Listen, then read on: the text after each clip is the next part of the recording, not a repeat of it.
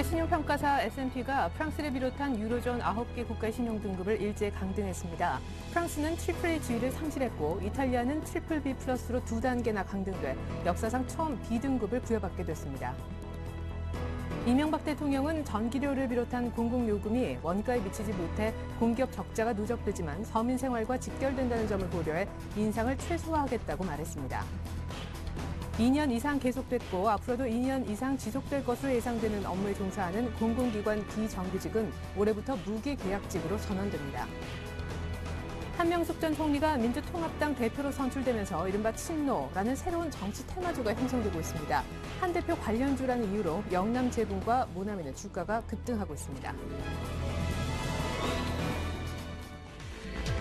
안녕하십니까. 오늘장 내장 1부 시작됐습니다. 주말 터질 뉴스가 터졌더군요. 그렇죠? S&P에 의해서 프랑스의 국가신용등급이 강등됐습니다. 포함해서 유로존 9개 국가의 신용등급이 일제히 하향 조정됐는데요.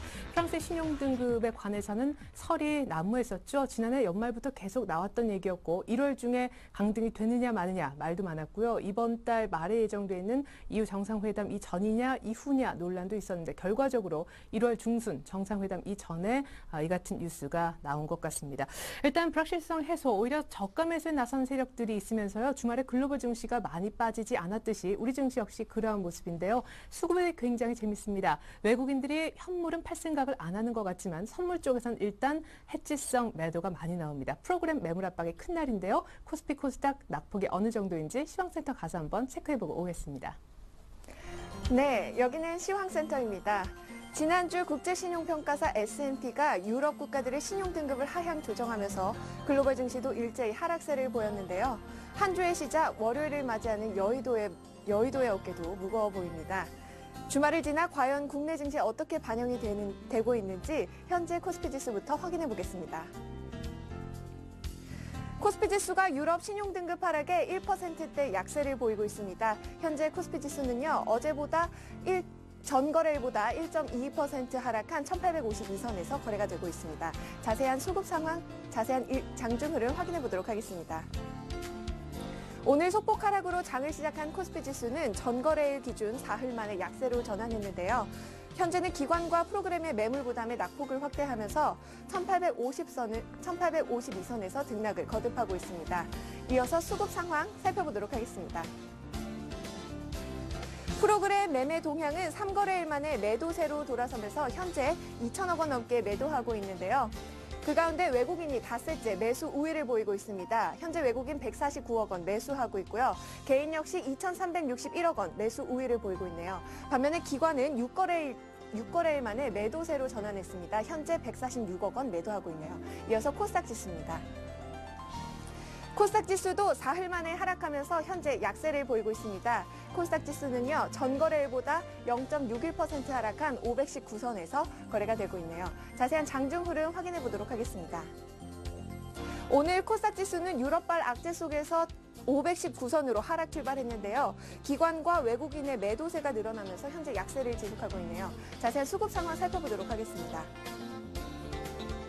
현재 기관과 외국인이 동반 매도 우위를 보이고 있습니다. 기관은 229억 원, 외국인은 194억 원 매도하고 있고요. 반면에 개인은 446억 원 매수 우위를 보이면서 거래가 진행되고 있습니다. 이어서 환율 흐름 살펴보도록 하겠습니다. 환율이 사흘 만에 상승세로 돌아섰습니다. 현재 환율은요, 전거래일보다 5원 40전 상승한 1,153원 선에서 거래가 되고 있는데요. 환율은 전거래일보다 4원 70전 오른 1,153원에 거래를 시작한 뒤에 현재는 1,150원대 중후반에서 등락을 거듭하고 있습니다. 유로존 악재에 또 외국인의 자금 이탈 우려가 반영되면서 오름세를 보이고 있는 모습입니다. 이어서 시가총액 상위 종목 살펴보도록 하겠습니다. 전업종이 하고 있는 가운데 건설업과 전기, 가스업, 음식료품 업종이 2% 안팎의 하락세를 보이고 있습니다. 삼성전자 현재 1.91% 하락하면서 102만 6천 원에 거래되고 있고요. 포스코는 2.8% 하락하면서 38만 2,500원에 거래가 되고 있습니다. LG화학은 강보합권에서 34만 6천 원에 거래가 되고 있네요. 다음 종목입니다. 현대중공업은 1.56% 하락하면서 현재 28만 4,500원, 신한지주도 2% 넘게 하락세를 보이면서 38,800원에 거래가 되고 있습니다. 하이닉스는 0.99% 강보합권에서 25,400원에 거래가 되고 있네요. 다음은 코스닥 시가총액 상위 종목 살펴보도록 하겠습니다. 현재 셀트리온이 0.68% 빠지면서 36,450원 기록하고 있고요. 다음은 2.63% 상승하면서 12만 8,600원에 거래가 되고 있습니다. 서울반도체도 2% 가까이 상승하면서 2만 3,100원 기록하고 있네요. 다음 종목입니다. 포스코 ICT 0.85% 약세 보이면서 현재 9,370원에 거래되고 있습니다. 시제는 1.47% 하락하면서 73,900원에 거래가 되고 있네요. 이어서 이 시각 특징 테마 종목을 알아보도록 하겠습니다. 한명숙 전 총리가 민주통합당 대표로 선출되면서 친노 관련주가 급등하고 있는데요. 현재 영남제분이 상한가를 기록하면서 4,140원에 거래가 되고 있고요. 모나미 역시 14.95% 거의 상한가를 기록하면서 3,805원에 거래가 되고 있습니다. 이어서 연일 강세를 보이는 엔터테인먼트 확인해 보도록 하겠습니다. 특히 JYP ENT는 JYP와의 합병 기대감에 사흘째 강세 보이고 있는데요. YG 엔터테인먼트는 11.31% 급등하면서 91,500원에, SM은 47,200원 기록하고 있고요. JYP ENT는 9,540원에 기록하고 있네요. 펜엔터테인먼트 10.47% 급등하면서 현재 5,590원에 거래가 되고 있습니다. 다음은 헬스케어주 확인해 보도록 하겠습니다. 삼성 메디슨이 자회사인 메디슨 헬스케어를 흡수 합병키로 하면서 헬스케어 관련주가 동반 상승하고 있는데요. 삼성그룹의 헬스케어 사업 본격화에 대한 기대감이 작용하면서 현재 급등하고 있습니다. 비트컴퓨터가 4.59% 상승하면서 현재 6,610원에 거래가 되고 있고요. 인포피아도 4.14% 급등하면서 21,400원에 거래가 되고 있습니다. 이어서 게임주 확인해 보도록 하겠습니다. 스마트폰 확산과 소셜 네트워크 게임 진출로 매출 성장이 예상되는 게임주들이 상승세를 보이고 있는데요. 현재 에코프로 4.87% 상승하면서 14,000원에 거래가 되고 있고요. 손오공도 8.24% 상승하면서 4,400원에 거래가 되고 있습니다. 지금까지 시황센터에서 김혜선이었습니다. 네, 잘 들었습니다. 현재 외국인들의 선물 매도 규모가요, 8,300계약을 넘어서고 있고, 이에 따라 프로그램 매물도 2,500억의 차익 중심으로 육박하는 추세입니다. 1,854선. 먼저 교보증권으로 갈게요. 김영렬 팀장부터 만나봅니다. 안녕하세요. 네, 안녕하십니까. 네, 낙폭을 20포인트 정도로 줄이는 것 같더니 또다시 늘어나네요. 네, 우선 아직까지 수급 상황이 그렇게 안전하다 말할 수는 없는 것 같습니다. 지난주 종합주가 지수가 1800선 후반대까지 어떤 상승하는 데 견인한 것이 어떤 모멘텀적인 지원보다는 수급 안정에 따른 어떤 기술적 상승의 성격이 강했었기 때문에 수급 여건의 악화가 바로 어떤 시장 분위기와 직결된다고 볼 수가 있겠고요. 앞서 지적하신 것처럼 외국인 투자들이 현물 시장에서의 어떤 소폭 매수인은 유지가 되고는 있지만 그 선물에서의 매도 포지션 자체가 늘어나주고 있다는 점, 그리고 여기에서도 추가적인 매도가 확대될 수도 있다는 점 등을 감안하면 전반적으로 어떤 수급 교란에 의한 어떤 시장 상황은 그다지 안정적이다라고 말하기는 상당히 어려운 듯한 느낌입니다. 네.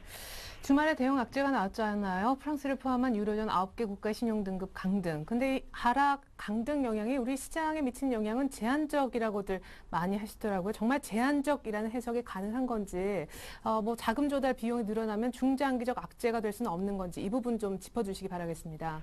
네, 우선 뭐 예상했었던 악재이기 때문에 어떤 제한적이다라는 해석은 가능해 보이는데요.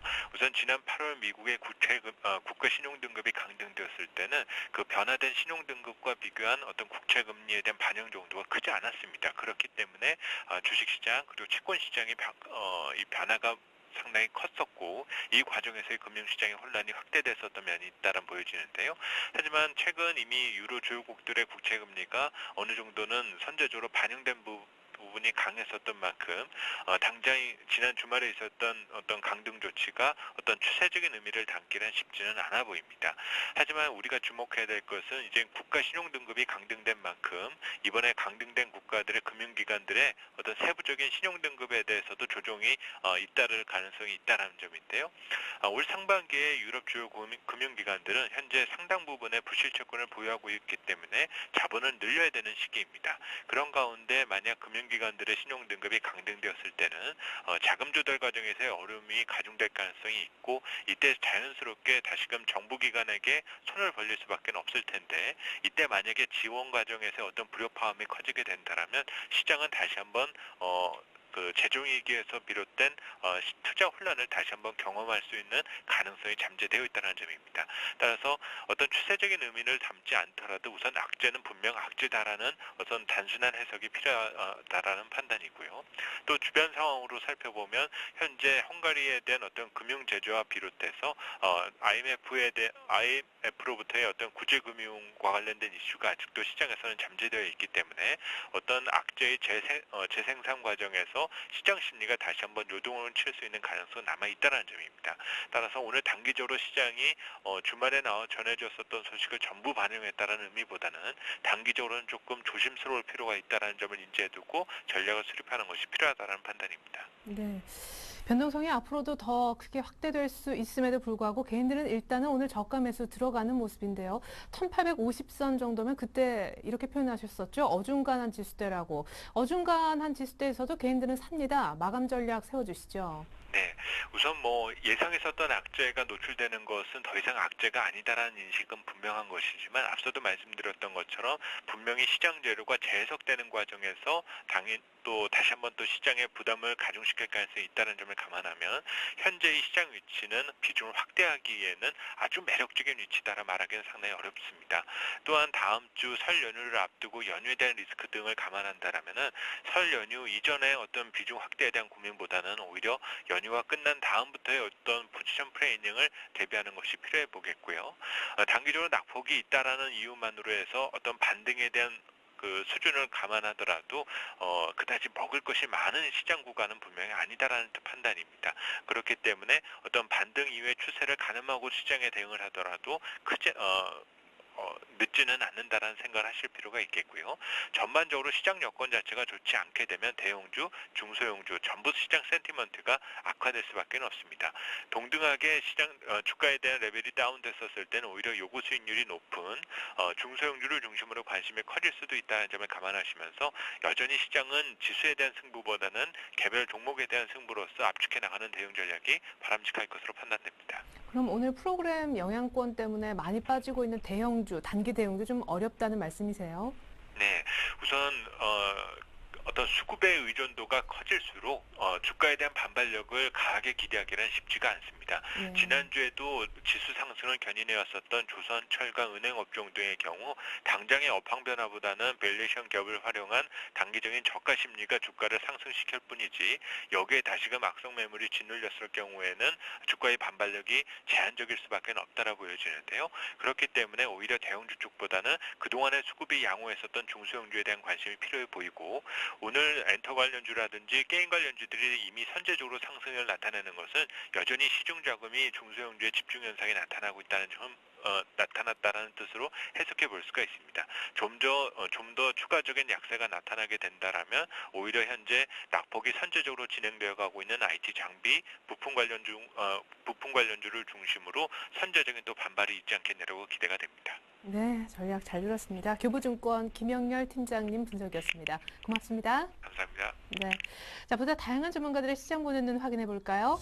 오은호색 투자 전략 코너 어떤 의견이신지 한번 보겠습니다.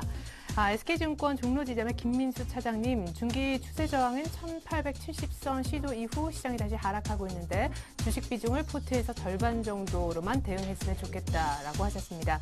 최종대 차장님은요, 묵은 악재에 의한 건전한 조정을 거치고 있고 중장기 저점까지도 한번 이 부분에서 가능하겠다라는 의견이시네요. 신승윤 대표님은 유로존 신용등급 강등은 불확실성 해소로 이해해 볼 수 있겠고 어닝 또 중국 춘절 감안한 종목별 차별화가 요구된다라고 하셨습니다. 이진행 시장장님은 유로존 영향으로 1800선 이하까지 시장이 밀릴 때는 주식을 사는 것이 좋겠고 역시 종목 중심의 트레이딩을 권유를 해주셨습니다. 금요일 날은 또 1900 부근에서 팔자라고도 하셨던 분이죠. 김영진 이사님은 예정된 악재에 예정된 해법 일정까지 기다리고 있는데 뻔하다라는 것이죠. 변동성 확대 구간으로 이해하면 좋겠다라고 하셨습니다. 이제는 김민수 차장님부터 관심 업종 봅니다. 아까 주식 비중을 한 절반 정도로만 얘기하셨던 분인데 LG U+, 통신주하고요. 호텔신라, 코스맥스, 베이직하우스 등 왠지 중국과 관련된 종목들이 좀 관심 업종에 들어가 있는 모습이네요. 최종대 차장님은 바이오 제약과 건설, IT, 운수장비, 철강, 그리고 신승윤 대표님도 중국 관련주 있고 IT 역시 빠지지 않으며 타이어, 항공, 게임까지 오늘도 게임주 많이 오르는데요. 포함시켜 놓았습니다. 이진행 지점장님도 IT 건설 있고 중국 수혜주 있고요. 바이오 그리고 모바일 콘텐츠까지. 김영진 이사님은 종목별로 매수 시점은 기술적 위치에 따라 차별화할 필요 있다라고 해주셨네요. 네, 지난 금요일 급등 이후 오늘 다시금 개파락 어찌하면 좋을지 모르실 텐데요. 1870 이후 시장이 하락하고 있는 국면에서 주식 비중은 포트의 절반으로만 채우자라고 하신 오늘은 김민수 차장님 만나 뵙겠습니다.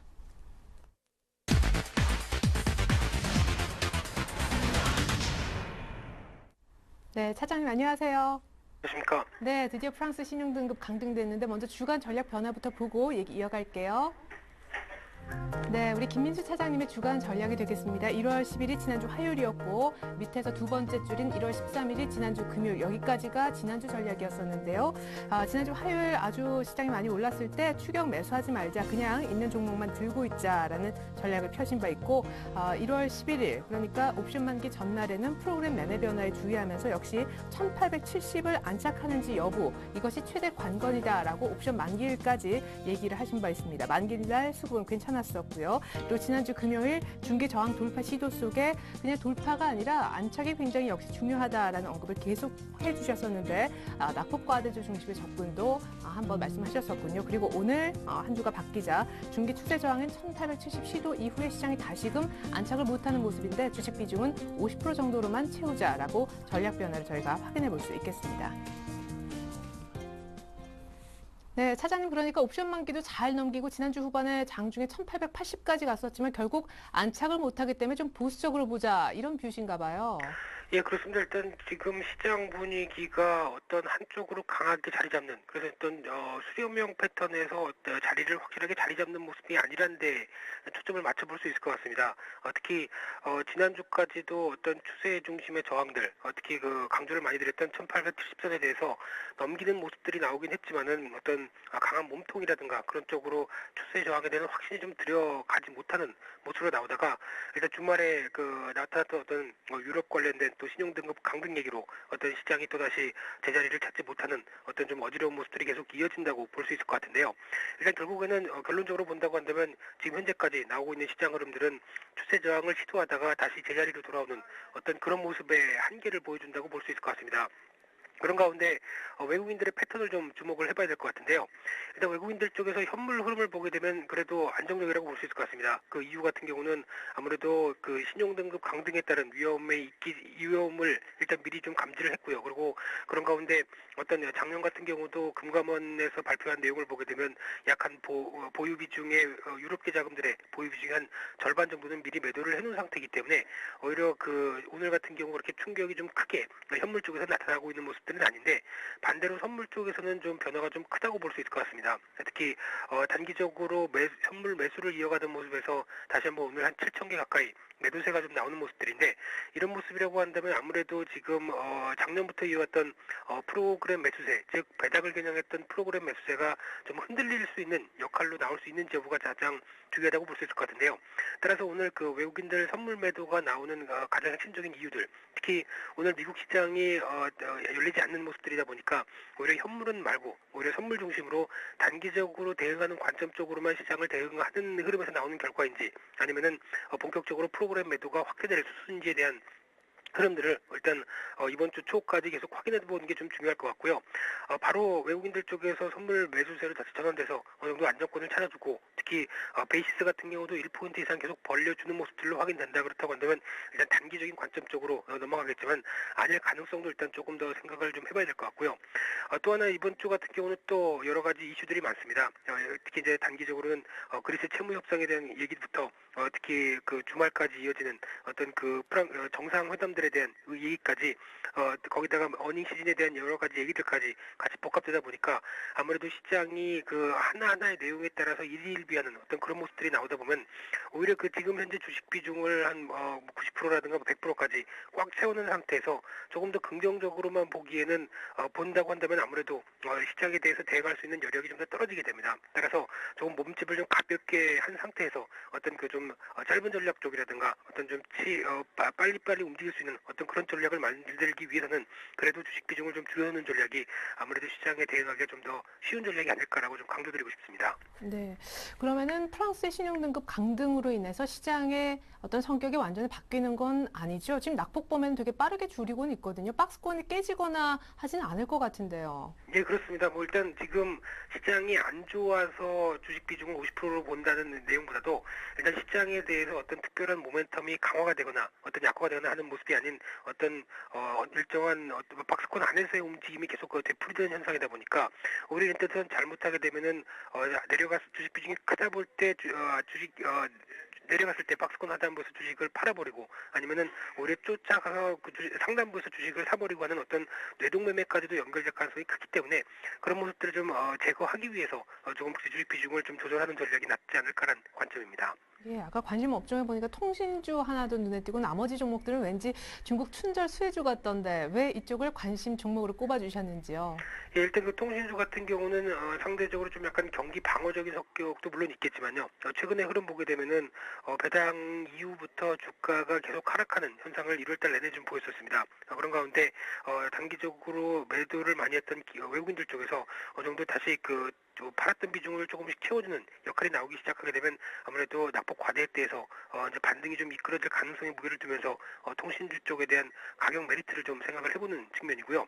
또 하나 중국 춘절 관련주라고 좀 언급드렸던 내용들은 일단 뭐 단기적인 수혜 쪽으로는 아시겠지만은 그 중국 춘절에 따른 어떤 직접적인 수혜가 예상되는 모습들이고 거기다가 또 하나 지금 현재 중국 쪽에서 춘절과 관련된 모습들 특히 연휴가 긴 상황 쪽에서 오히려 어떤 그 지금까지 중국 정부 쪽은 항상 이런 그 휴일대를 이용해서 어떤 중요한 정부적인 정책을 좀 발표했던 경향으로 봤을 때 오히려 지금 같은 시점에서 조금 지준율 인하라든가 어떤 긴축에 대한 완화 흐름들이 좀 나오지 않을까라는 관점들이 좀 이어지기 시작하게 되면 오히려 중국 관련주에 대한 시각들이 조금 더 가벼워질 수 있는 모습이 아닐까라고 생각돼서 이 두 가지 관점 쪽으로 전반적으로 다 중국 관련주 쪽에 좀 초점을 맞추고 있는 흐름입니다. 네, 그 외에는 주식 비중은 한 50% 정도로만 갖고 가자. 통신주와 중국 춘절 수혜주를 꼽아주셨습니다. 네, 종목명까지 저희가 시원하게 잘 확인을 했습니다. SK증권 김민수 차장의 전략이었습니다. 고맙습니다. 예, 감사합니다.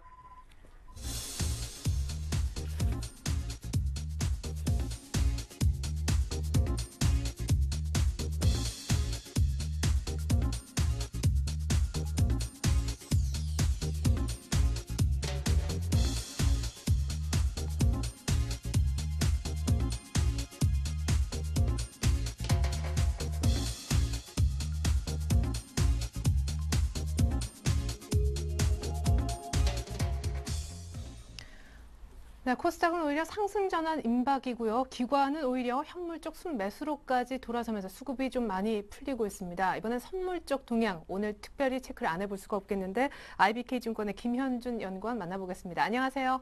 네, 안녕하세요. 네, 옵션 만기 때도 안 나왔던 외국인들의 선물 매도가 프랑스 등급 강등에 대거 쏟아지는군요. 네, 오늘 그 지수 하락을 이끈 주체는 일단 선물 쪽 외국인이라고 보시면 되는데요. 장중에 한 9천 개까지도 매도를 보이면서 베이시스 악화를 이끌었습니다. 그런데 지금 한 2시 이후부터 다시 매도 규모를 조금씩 줄이면서 지금 현재 6,700계약 정도 매도를 하고 있는데요. 일단 외국인의 연초부터 나타난 그 지수의 큰 흐름상의 현상은 외국인의 선물 매도나 매수에 의해서 베이스가 악화되거나 개선이 되고요. 그러면서 프로그램 매물이 나오면서 지수의 큰 방향을 계속해서 이끌고 있습니다. 오늘 같은 경우도 프로그램 매물이 한 2072 2억 원 정도 나왔는데요. 차익 쪽에서 1,875억 원, 그리고 비차익 쪽에서 196억 원 정도 매물이 나와 있습니다. 일단 베이시스가 0.8포인트 정도의 형성이 돼 있고요. 일단 베이시스는 외국인 선물 매도 규모에 비해서는 생각보다는 양호한 수준을 기록하고 있는 것으로 보입니다. 외국인 선물 매도 같은 경우는 일단 유럽 재정 위기와 관련된 리스크와 불확실성이 아직까지 남아있기 때문에 이러한 흐름은 당분간 좀 지속될 수 있을 것으로 보입니다. 예, 그러면은 프로그램 매물이 유럽 때문에 외국인들 선물 매도로 지속될 수 있다면은 대형주는 한동안 어려울 수도 있겠다라는 얘기도 들리는데요. 네, 일단 매물 부담은 남아 있는 상태입니다. 12월에 들어왔던 한 3조 원 이상, 12월까지 들어왔던 3조 원 이상 배당 차익 거래 관련 물량이 아직도 남아 있습니다. 기관이 한 2.2조 원 정도 되고요. 외국인이 한 8,500억 정도 되는 것으로 추정이 되고 있는데요. 이 물량이 언제 쏟아질 것인가에 대한 문제인데, 물량이 실제로 부담이 되는 시점은 유럽 재정위기가 외국인 선물 순매도로 연결되는 시점이라고 보시면 될 것 같습니다. 근데 아직까지는 지금 매도 나온 물량은 대부분 국가기관의 물량이라고 보시면 되고요. 이 물량이 아직까지는, 그러니까 기관과 외국인의 부담으로까지 가려면 베이시스가 0.0포인트대, 그러니까 백워데이션 근처에까지 가야지 실질적으로 매물 부담으로 작용을 할 수가 있습니다. 하지만 아직까지는 그 외국인 선물 매도에도 불구하고 일단 선물 시장에서의 베이시스가 상대적으로 좀 양호한 모습이기 때문에 단기적으로 이들의 매물 부담이 출회될 가능성은 그렇게 낮아 보이고요.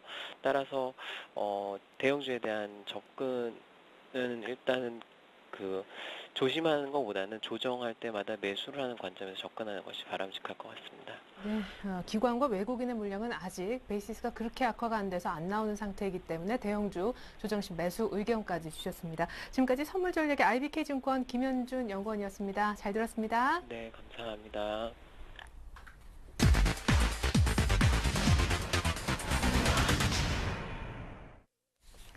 네, 통합민주당의 지금 친노 세력이 약진하면서 오늘 새롭게 친노 정치 테마주까지도 부상을 하는 모습입니다. 샘플러스 최병곤 전문위원 연결돼 있군요. 안녕하십니까? 네, 안녕하세요. 네, 친노 테마 어떤 종목들이 여기에 해당되나요? 우선 크게 두 가지로 분류가 되겠는데요. 영남제분하고 모나미 같은 오늘 상승 종목군이 대표적인 친노 테마라고 보시면 됩니다. 물론 뭐 거기에 이외에 바른손 같은 종목도 있겠습니다만은 그 종목 같은 경우는 사실 문재인 후보를 먼저 얘기를 언급하는 거니까 직접적으로 봤을 때 지금 주가가 반응하는 것은 영남제분, 모나미라고 보시면 될 것 같고요.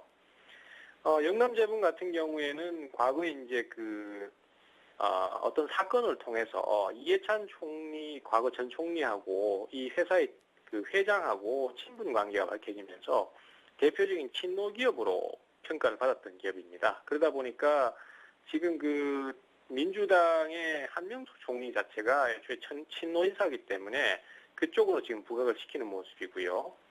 그 다음에 모나미 같은 경우에도 사실은 뭐 직접적인 연관은 없습니다만은 한명숙 지금 전 총리가 정책으로 내세웠던 부분이 무상교육입니다. 그래서 무상교육 같은 부분에서 역시 문구 제조업체인 모나미가 대표적인 친노 관련주로 평가를 받으면서 주가가 상승하는데요. 사실 요거는 지금 현재 시장에서 이렇게 얘기를 하고 있는 것이지 저도 사실 그렇게까지 연관성이나 이런 거에 대해서 납득을 많이 할 수 있을 만한 내용은 아닌 듯 싶습니다. 하여튼 어쨌든 간에 지금 부각이 되는 거는 그 두 종목을 제일 크게 부각을 시키는 상태고요.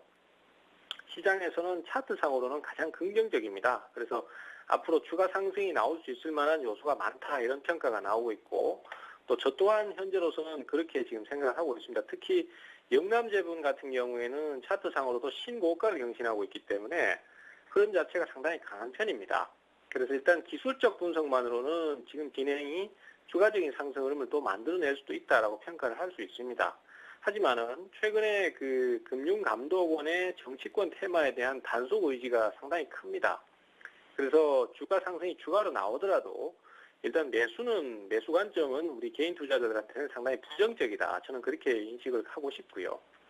하지만 여기서 조금 아이러니한 부분이 발생을 하게 됩니다. 사실 지금 현재 시장이 조정을 주고 있기 때문에 특별한 재료를 갖고 있는 종목이 아니라면 대부분의 종목들이 다 약세를 타거나 하락세로 전환을 해 있습니다. 그래서 수익을 주는 종목이 별로 많지 않거든요. 근데 이런 종목들이 지금 현재로서는 치고 넘어가게 되고 또 아직 정확하게는 알 수 없지만은 일단 지금 놓여진 상황만으로 봤을 때는 추가 상승이 나올 수도 있는 상황입니다. 근데 어쨌든 간에 제 입장에서는 매수는 금감원 때문에 매수를 못 해야 된다는 입장이거든요. 그러면 이 종목이 만약에 더 상승을 하게 된다면은 모양새 자체가 내용이 어쨌든 간에 금융감독원이 투자를 막게 만든 요소가 아닌가, 뭐 이렇게 좀 모양새가 아이러니한 상황이 발생할 수도 있다라고 생각을 합니다. 그래서 이 부분은 어쨌든 간에 상당히 복잡한 부분이라서 저도 개인적으로는 개인 투자자들한테 별로 권해드리고 싶지는 않고요. 상황 자체는 어쨌든 간에 제일 좋은 여건을 갖고 있다. 이렇게 좀 말씀드리고 싶네요. 네, 차트는 좋은데 약간 그림의 떡 같은 당국 분위기도 좀 규제해야 하는 분위기고요. 그럼 그에 앞서 이미 정치 테마주로서 터줏대감 같은 노릇을 했던 만철수 테마 혹은 박근혜 관련 테마들은 어떤 또 매매할 수 있는 종목이 있는지 언급 좀 해주시죠. 예, 간단하게 좀 정리를 하면서 설명을 좀 드리겠습니다. 일단 박근혜 테마하고 안철수 테마로 크게 정치권 테마를 나눌 수 있는데요. 가장 대표적인 주식이 역시 이지겠습니다. 박근혜 친동생이라고 할 수 있는 그 분이 이제 지금 현재 여기에 대표이사하고 관련성이 높기 때문에 어쨌든 간에 그렇게 해서 상승을 타고 있는 상태고요. 최근에 이제 87,900원까지 올라갔다가 5만원까지 급락을 하면서 이제 그때 금감원의 단속 얘기가 나오면서 그때부터 이제 주가가 급락을 했고요. 오늘 상당히 좀 강한 반전이 시도가 있었습니다. 일단은 뭐 제가 판단하기에는 반전 포인트 잡고 나올 때 좀 빠져나오는 대응이 가장 유력한 대응이겠습니다만은 일부 상승 종목들 같은 경우에는 아직까지도 추세를 죽이지 않고 있습니다. 그렇기 때문에 정치권 테마는 지금 현재로서는 앞으로 추가적인 상승이 나올지 여부는 결국 지금 조정 이후에 반전 포인트를 잡고 어떻게 강도로 치고 나오느냐 여기에 달려있다라고 보시면 될 것 같아요. 그래서 새롭게 상승을 시도한 바른손이라든지 비트컴퓨터 같은 경우에는 주가의 진행을 보고 앞으로의 진행을 보고 또 판단할 수 있을 것 같고요. 금감원의 단속과는 관계없이 생각을 해야 될 부분이다 싶습니다. 자, 그 다음에 또 대표적인 게 아가방 컴퍼니 같은 그 저출산 복지 정책이죠. 박근혜 대표가 많이 내세우는 얘기고요. 그 다음에 모나리자도 역시 마찬가지로 저출산 관련해서 정책 수혜주라고 하는 평가가 많습니다. 그리고 비트컴퓨터 같은 종목도 이번에 대표가 비대위에 비상대책위원회 위원으로 뽑혔다는 내용 때문에 박근혜 쪽 종목으로 지금 평가를 받고 있는 상황인데요. 대표적으로 이 종목들이 있겠습니다만은 그 밑으로 또 파생되는 종목이 연관성을 가지고 굉장히 많습니다.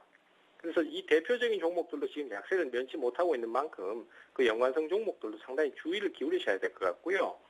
어쨌든 뭐 앞서도 말씀을 잠깐 드렸지만 비트컴퓨터 같은 경우에는 그렇다고 하더라도 요번에 조정을 마무리 짓고 상당히 좀 강한 반등을 하면서 전고점 라인이라고 할 수 있는 9,000원대까지 만약에 다시 올라버린다면은 이것은 또 단속하고는 다르게 또 진행을 할 수 있는 요소니까 하여튼 뭐 참 추이를 좀 더 지켜봐야 될 것 같고요.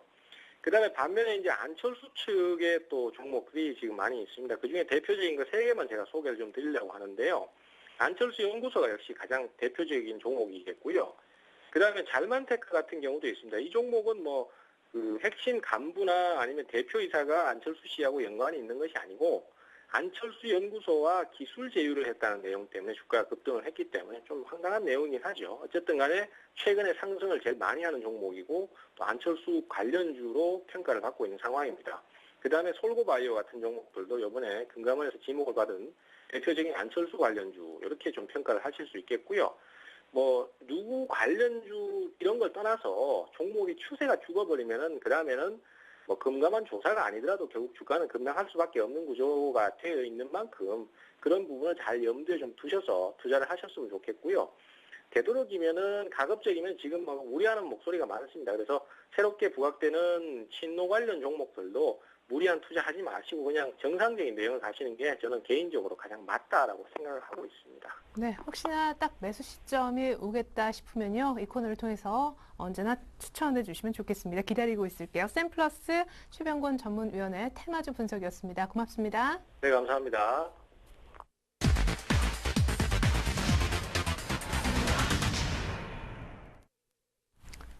네, 뭐 나쁘지 않네요. 시가 부근까지 밑꼬리를 달았습니다. 1861포인트, 낙폭은 14포인트 정도로 제한적입니다.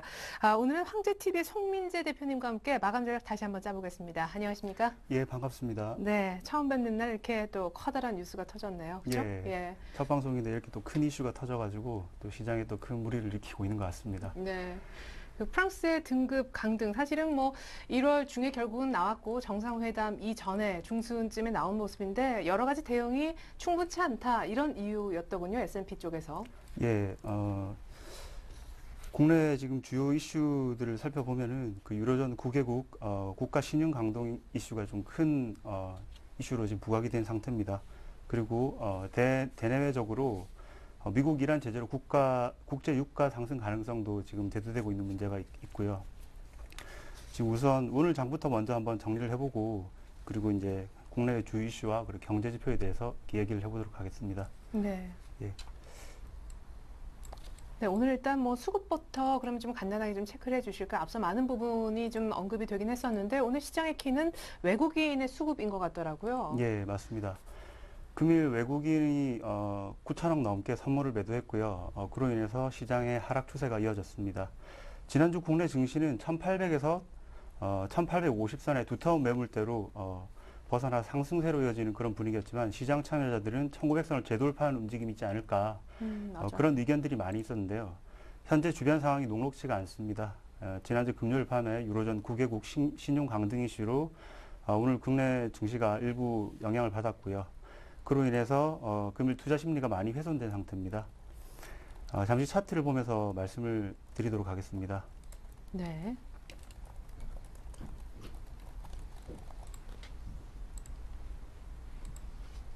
이게 이제 어렵지만 무슨 수렴형 그런 건가 봐요. 예, 예. 예.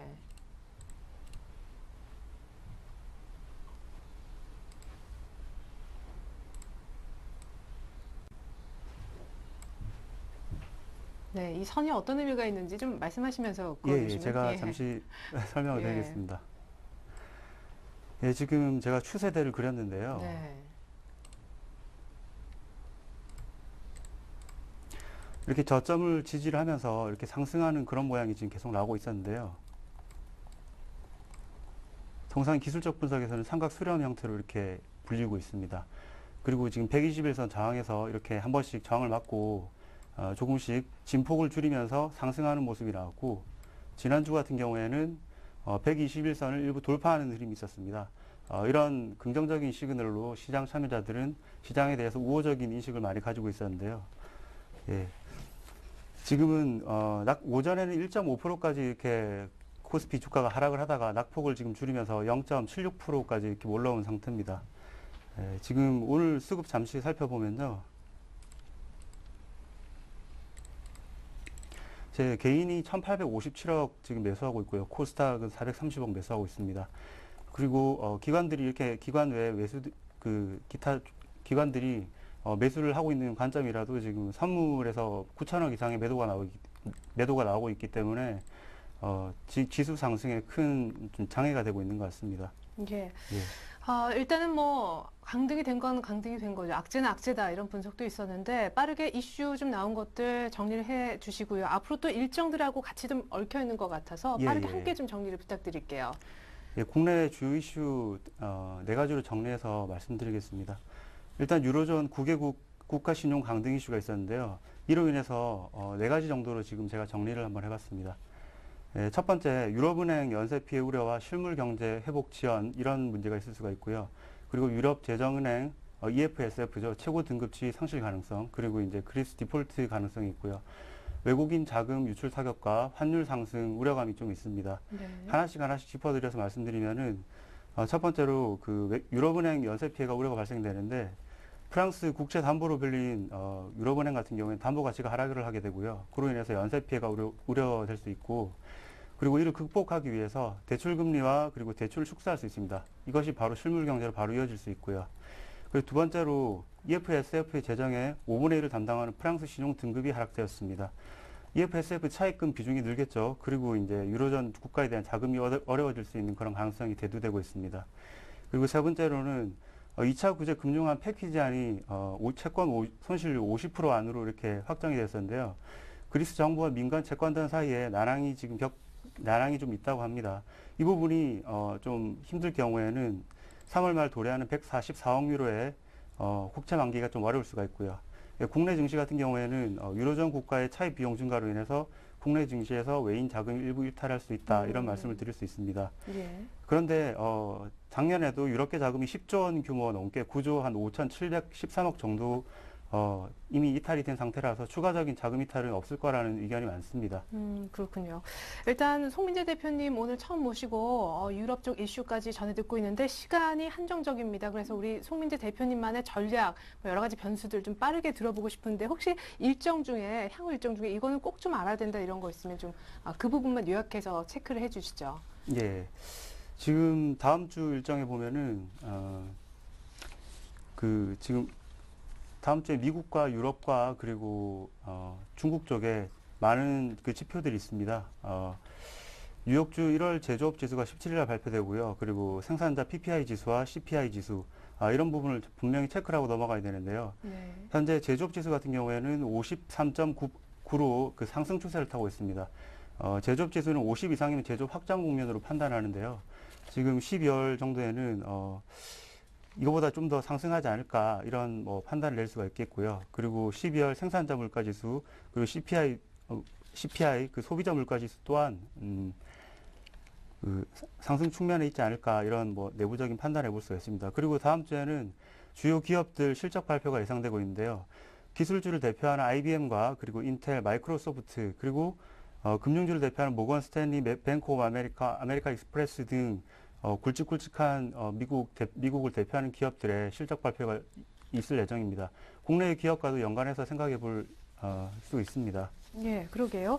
자, 그러면은 마감 전략 한번 세워보죠. 지금 한 20여 분도 채 마감까지 남지 않았는데 오늘 많은 분들이 앞서 변동성 확대 예고를 하시더라고요. 미국의 어닝 그리고 지표 계속 나오는 거고요. 유럽도 아까 여러 가지 또 문제가 있을 수 있음을 얘기를 하셨잖아요. 어떤 전략을 세우면 가장 좋을까요? 이번 주 시장 전망을 제가 짧게 한마디로 정리하자면은 그 얼음판에서 미끄러져서 서서히 이제 일어나 보려고 하는데 주변에서 함께 미끄러진 사람들이 다시 또 밀려가지고 다시 그렇게 미끄러진 형국이다, 이렇게 표현할 수가 있습니다. 안타깝네요. 예, 안타까운 형국입니다. 이제 얼음판에서는 나오려면 주변 사람들과 잘 공조를 해서 나올 수 있도록 해야겠습니다. 글로벌 경제라는 것이 혼자만 잘하면 되는 경기가 아니라 개인 경기죠. 그런 경기는 팀 경기와 같이 그래서 더더욱 어려운 것 같습니다. 국내 경제의 경우에는 한국은행에서 발표했듯이 선진국 경기가 악화되고 있지는 않지만 더 좋아진 것도 아니기 때문에 2011년 4분기 국내 총생산 성장률이 예상에 못 미칠 수도 있다, 그런 얘기가 나왔었고요. 기준금리 또한 3.2%로 이렇게 동결이 됐습니다. 해외로 눈을 돌려보면은 유로존 9개국 신용 강등과 그리고 대이란 제조로 인한 우려감 때문에 전반적으로 이번 장은 조심스럽게 이렇게 좀 움직임을 좀 보여야 되는 장이 아닐까 진단해 봅니다. 장이 좋아지길 바라지만은 기술적으로는 1815선까지 붕괴가 만약에 된다면은 붕괴될 가능성은 좀 없어 보입니다. 단기 밴드로 1780선까지 한번 열어두고 보수적으로 대응해야 될 것 같고요. 그리고 이제 이런 좀 시점에 무엇보다도 중요한 것은 포트폴리오 관리인데요. 과도한 비중으로 특정 종목을 담기보다는 현금 비중을 30% 이상 확보하고 종목별로 비중은 20% 이하로 체크하시고요. 장세 대응하는 것이 좀 현명해 보이고요. 그리고 종목별로는 지수 관련 대형주보다는 중소형 개별주의 실적 우량주, 그리고 저평가된 종목 위주로 낙폭 과대된 종목을 접근하시는 게 좋을 것 같습니다. 그리고 지수 상승이 상방으로 전환되는 구간부터 낙폭 과대 대형주에 조금씩 몸을 싣는 것이 현명해 보입니다. 변동성이 충분이라서 방향성 외에는 일부 좀 힘들 것 같고요. 그리고 지수 하락에 대해서 걱정스러워 하시는 시청자분께서는 상장지수 펀드가 있습니다. 코덱스 인버스 일부 아시는 분은 계신데요. 이 부분을 일부 물량을 해지해 주시면은 하락에 대해서 일부 대비를 할 수가 있습니다. 중장기로 우리 증시가 좋아질 것을 기대하면서 이번 주 시장 전망 가름하겠습니다. 네. 아예 현금을 갖고 있든지 아니면 조금 괜찮은 저평가됐든 실적이 좋든 중소형주 정도가 낫겠다. 시장이 확실히 위쪽이라 그때부터 낙폭과대주다 하셨으니까 아직은 조금 아닌 것 같죠. 예, 현 시장은 좀 불안한 국면이 있고요. 시장 주체가 명확치가 않아서 좀 어떻게 보면 안개 증시라고 볼 수도 있습니다. 차주에 예상되는 유럽과 그리고 미국 그리고 중국에서 있는 경제 지표들 잘 체크하시고요. 그리고 이제 현명한 판단이 이제 요구되는 시점이죠. 네, 현금을 쥐고 있으면서 그래도 몇몇 종목은 이렇게 나름대로 관심 종목, 관종이라고 해서 올려놓잖아요. 우리 예, 예. 송민재 대표님은 어떤 섹터를 조금 관심 있게 지켜보고 계시는지요? 예. 제가 요즘에 관심을 가지고 보고 있는 종목은 태양광 분야인데요. 예. 그 유럽 악재로 2011년 이후 고점을 뚫고요. 주가 하락이 이제 1년째 거의 조정 중입니다. 현재 2008년 저점 가격까지 내려왔고요. 바닥 라인이 거의 형성 중입니다. 그 이에 관련주들 한번 주목해 볼 만한데요. 그 태양광 업황에 대해서 일단 제가 잠시 말씀을 드리겠습니다. 중국 업체의 저가 공세와 그리고 유럽발 위기로 다수의 계약이 지금 해지 무산되어서 국내 태양광 산업이 정말 위축되었고요. 07년도 킬로그램당 400달러 하던 것이 이제 30달러 이하로 작년까지 가격 하락세가 지속되었습니다. 그리고 대기업에서 많은 태양광 투자가 있었는데요. 잠정 보류되는 국면이 많았고요. 공장까지도 가동 중지되는 그런 안타까운 국면이 있었습니다. 그러던 와중에 2012년 초 분위기가 일부 달라지기 시작했는데요. 우선 OCI 하면 태양광 대표주인데요. 네. 미국 자회사의 OCI 솔라파워가 미국 CPS 에너지와 태양광 사업 최종 우선 협상 대상자로 선정이 되었다. 이런 호재가 나옴과 동시에 유럽연합 EU에서 태양광 업체들 반덤핑 제소를 취할 것이다. 뭐 이런 부분에 대한 소식이 태양광주를 반등세로 이끌었고요. 2주간에 약간 큰 반등이 있었습니다. 그 이후에 오늘 일부 조정받는 모습이 보입니다. 예. 뭐 업황 바닥, 사실 주가 바닥, 태양광주 얘기를 좀 하셨는데 그러면 오늘 첫 출연이신데 관심 종목이 태양광주인가요? 아닙니다. 일단 태양광주는 관심권으로 두고 있는 종목이고요. 예. 바닥에 근접했다고 해서 무조건 사야 된다. 이런 판단은 좀 위험한 발상이고요. 어느 정도 진바닥이 확인된 이후에 접근하는 것이 현명한 전략으로 서야 됩니다. 네, 우리 송민재 대표님도 추후에 태양광주 진바닥 이후 이 종목 이제 사자 하실 타이밍을 저희가 또 한번 기다려 보겠습니다. 그러면 태양광주는 아니고 오늘 처음 포트에 넣으실 관심 종목은요? 예, 금일 제가 포트에 넣을 종목은요, 그 에스텍 파마라는 종목인데요. 원료의약품의 연구 개발과 그리고 생산 판매를 주 사업으로 하고 있고요. 그 제너릭 의약품 아시죠? 제너릭 의약품 네. 초기에 개발해서 국내외 제약사에 판매하고 있고요. 제너릭 의약품 중에서도 가장 먼저 만들어진 퍼스트 제너릭에 초점을 맞춘 사업을 진행 중입니다. 현재 50여 종의 원료 의약품을 생산 중입니다. 그 주요 생산품으로는 천식 치료제와 위궤양 치료제 그리고 이제 MRI 조영제 등이 있는데요. 제가 이 종목을 추천한 이유는 2006년 이후 연평균 매출 성장률이 36% 이상, 예, 그리고 70% 이상 성장을 우량을 해서입니다. 예, 그래서 지금 매수 가격을 8,750원 이하로 분할 매수 관점이고요. 비중은 15% 미만으로 1차 매수가 11,000원이고요. 그리고 제가 잠시 차트를 보면서 에스텍 파마에 대해서 지금 제가 알려드리겠습니다. 네, 오늘은 3.5% 넘게 오르면서 9,000원도 넘겼는데 사실상 이 캔들의 몸통만 보면 거의 신고가 바로 직전의 차트인 것 같습니다. 차트도 뭔가 굉장히 좋아 보이는데 가격 설명 짧게 부탁드릴게요. 예, 잠깐만요. 네, 수출의 70% 그리고 유전자 신약의 성장 동력까지 갖고 있는 에스텍 파마가 우리 지금 송민재 대표님의 오늘 첫 관심 종목인데 끝으로 가격 얘기 저희가 지금 기다리고 있죠. 예, 에스텍 파마 뭐 수급도 좋은 것 같은데 준비되셨나요? 예, 네. 죄송합니다. 지금 현재 차트를 보시면은 7,900원을 지금 지지한 상황이고요. 주봉상에는 단기로 4,000원에서부터 100% 이상 상승한 종목입니다. 그렇지만 이제 추가 상승 여력이 있다고 판단되어서 이렇게 그 종목을 추천하게 되었고요. 주가 보유 기간은 1.5개월 이상으로 하시고요. 손절 라인은 7,900원으로 잡으셔서 대응해 주시면 될 것 같습니다. 원래 매수 가격이 8,750원인데 지금 제가 그 매수 가격 이상으로 올라가 버렸습니다. 예, 에스텍 파마가 오늘 관심 종목이었습니다. 한 8,000원 정도 떨어지면 조금 위험하니까 리스크 관리 신경 쓰십시오. 지금까지 황제TV의 송민재 대표님과 함께해봤습니다. 전략 감사합니다. 예, 감사합니다. 네, 전 잠시 후 종가 들고 오늘장 내장 2부로 다시 오겠습니다. 고맙습니다.